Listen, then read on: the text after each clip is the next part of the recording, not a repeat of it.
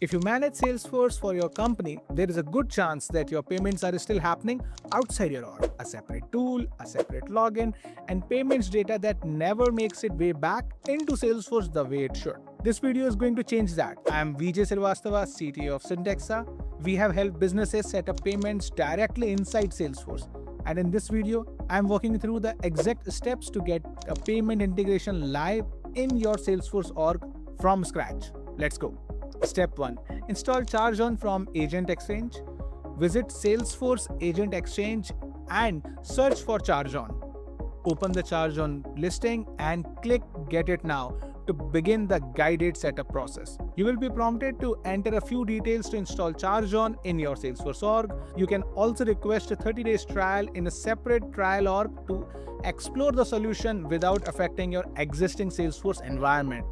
We recommend testing in a sandbox before moving to production. Step 2. Connect your payment gateway. Once installed, you can start with the out-of-the-box setup or customize ChargeOn to match your business workflows. Then navigate to the Payment Gateways tab. You will see a list of supported gateways including Stripe, Authorize.net, Razorpay, PayPal, Aiden, and more. Select your preferred gateway. Enter your business account credentials for your gateway account and click Verify. ChargeOn checks the connections in real time. Green means you are good to go. Step 3. Set up your ChargeOn configuration. This is where you tell ChargeOn which Salesforce object to connect payments to. Account, opportunity, order, or a custom object your business uses. Map the required fields and choose the payment gateway you would like to use for that object. This takes a few minutes and you can set up multiple configurations for different objects. Step 4. Assign permissions. Go to your user profile or permission sets and assign the ChargeOn permission set to the users who need the access. Admins get full configuration access, standard users get access to payment processing. Keeping these permissions separate helps maintain security and control. Step 5. Test your first payment.